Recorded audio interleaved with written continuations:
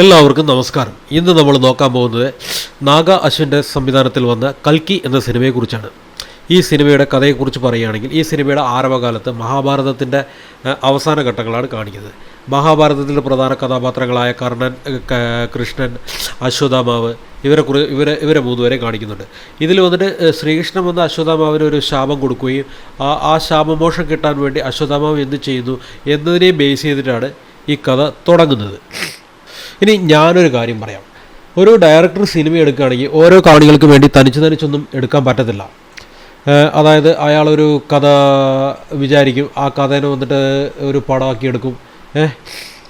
ആ പടത്തിലേക്ക് നമ്മൾ വേണം പോയിട്ട് ഓരോ കാണികളും പോയിട്ട് വേണം അതിൽ ഇൻവോൾവ് ആയി ആ സിനിമ എങ്ങനെയുണ്ട്, നന്നായിട്ടുണ്ടോ നന്നായിട്ടില്ലയോ എന്നൊക്കെ പറയാൻ പറ്റുള്ളൂ. അങ്ങനെ ഒരു കഥ ഈ ഡയറക്ടർ എടുത്തിട്ടുണ്ടോ എന്ന് ചോദിച്ചു കഴിഞ്ഞാൽ ഇല്ല. കാരണം ഇതെന്താ നടന്നിരിക്കുന്നതെന്ന് വെച്ച് കഴിഞ്ഞാൽ നല്ല സാമ്പത്തിക ശേഷിയുള്ള ഒരു നിർമ്മാതാവിനെ കിട്ടി, അതും പുഞ്ചിരിക്കുന്ന മുഖത്തോടു കൂടിയുള്ള ഒരു നിർമ്മാതാവിനെ.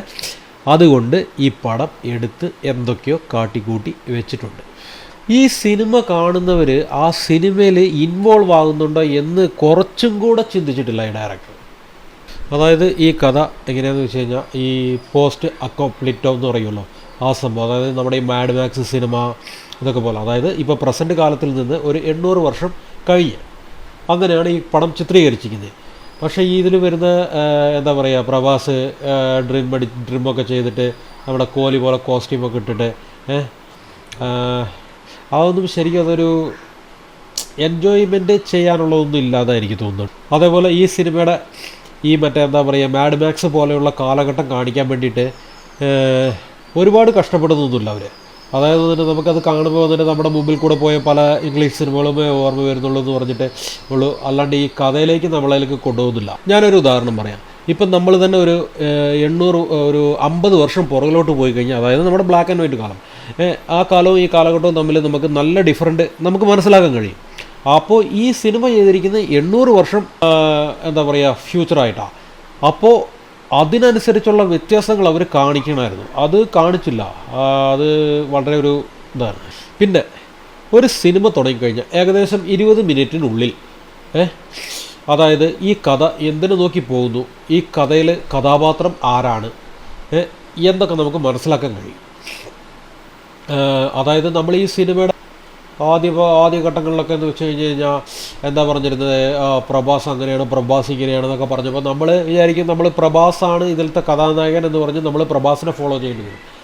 എന്നാൽ അല്ല, ഇതിൽ ശരിക്കും നോക്കിക്കഴിഞ്ഞ് കഴിഞ്ഞാൽ അമിതാഭ് ബച്ചനാണ് കഥാനായകൻ, അമിതാഭ് ബച്ചനെയാണ് നമ്മൾ ഫോളോ ചെയ്യേണ്ടത്. പ്രഭാസിനെ കുറിച്ച് പറഞ്ഞു കഴിഞ്ഞ് കഴിഞ്ഞാൽ ഒരു ഇരുമ്പ് ഗുഡൗണിനകത്ത് ഒരു ജനലിൻ്റെ അടുത്ത് ഒരു കട്ടിലൊക്കെ ഇട്ടിട്ട് ഹായായിട്ട് ഒരു ഉഴപ്പൻ, ആ ക്യാരക്ടറെ കാണിക്കുന്നത്. കഥയിൽ ഇടയിൽ ബ്രഹ്മാനന്ദം പറയുന്നുണ്ട്, എടാ എന്തെങ്കിലും ജോലിക്കൊക്കെ പോടാ, എന്തെങ്കിലുമൊക്കെ ചെയ്യടാവേ എന്നൊക്കെ പറയുന്നുണ്ട്.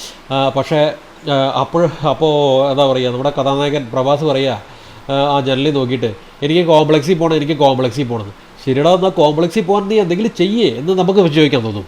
അതേപോലെ ആണ് പ്രഭാസിൻ്റെ ക്യാരക്ടർ ഇതിൽ കൊടുത്തിരിക്കുന്നത്. ഇതൊക്കെ സഹിച്ചിരുന്നതിന് ശേഷം വില്ലനെ കാണിക്കും. എൻ്റെ അമ്മോ, ഒരപ്പൂപ്പൻ. ഈ അപ്പൂപ്പൻ എന്ന് പറഞ്ഞാലോ, ഈ നമ്മൾ ഈ ICUലൊക്കെ കണ്ടിട്ടില്ലേ സിനിമകളിലൊക്കെ, ഈ അവിടെ ഇവിടെയൊക്കെ കേബിൾ കുത്തി വെച്ചിരിക്കുന്ന ഇത്. ശരി, അങ്ങനെ ആയിക്കോട്ടെ. എന്നാൽ ഈ വില്ലനും കഥാനായകനും തമ്മിലൊന്ന് കണ്ടുമുട്ടിക്കഴിഞ്ഞാൽ എന്താകുന്നത് നമ്മളൊന്ന് പ്രതീക്ഷിച്ചുകൊണ്ടിരുന്നു കഴിഞ്ഞാൽ അവർ അവസാനം വരെ കണ്ടുമുട്ടുന്നതല്ലേ ഈ സിനിമയിൽ. വില്ലൻ പിന്നെ വർക്ക് ഫ്രം ഹോം പോലെ അവിടെ തന്നെ ഇരിക്കുകയാണ്, കഥാനായകനാണെങ്കിൽ ഇരുമ്പ് ഗുണമുള്ളും. ഇതിൻ്റെ ഇടയിൽ സെക്കൻഡ് ഹാഫിന് ശേഷം നമ്മുടെ കഥാനായകൻ എന്തൊക്കെ ചെയ്യാൻ ശ്രമിക്കുന്നുണ്ട്. അവിടെ നോക്കിക്കഴിഞ്ഞ് കഴിഞ്ഞാൽ എന്താ പറയുക, അമിതാഭ് ബച്ചൻ മറ്റേ പ്ലാസ്റ്റിക് ഗണ്ണ് വെച്ചിട്ട് ഭയങ്കര ഫൈറ്റ് ചെയ്തുകൊണ്ടിരിക്കുന്നുണ്ടാവും. ഇയാൾക്ക് അപ്പോഴും ഒന്നും ചെയ്യാനില്ല. എടോ, ഈ സിനിമയിൽ വില്ലൻ എന്താ ചെയ്തത്, ഹീറോ എന്താ ചെയ്തത് എന്നൊക്കെ ചോദിച്ചു കഴിഞ്ഞ് കഴിഞ്ഞാൽ പാർട്ട് 2 ഉണ്ടെന്ന് പറയും.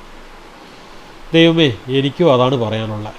ഈ സിനിമയുടെ അനൗൺസ്മെൻറ്റ് കാണാറുന്നപ്പോൾ എന്തൊക്കെ പുകിലായിരുന്നു. അമിതാഭ് ബച്ചൻ വരുന്നു, ദുൽഖർ സൽമാൻ വരുന്നു, കമലഹാസൻ വരുന്നു, പ്രഭാസ് വരുന്നു, ദീപിക പടുകോൺ വരുന്നു.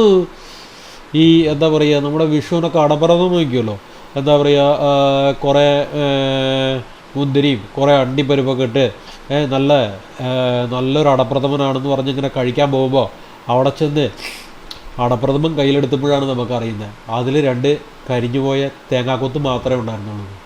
ശരിയെന്നാ. അപ്പോൾ ഇതാണ് എൻ്റെ അഭിപ്രായം.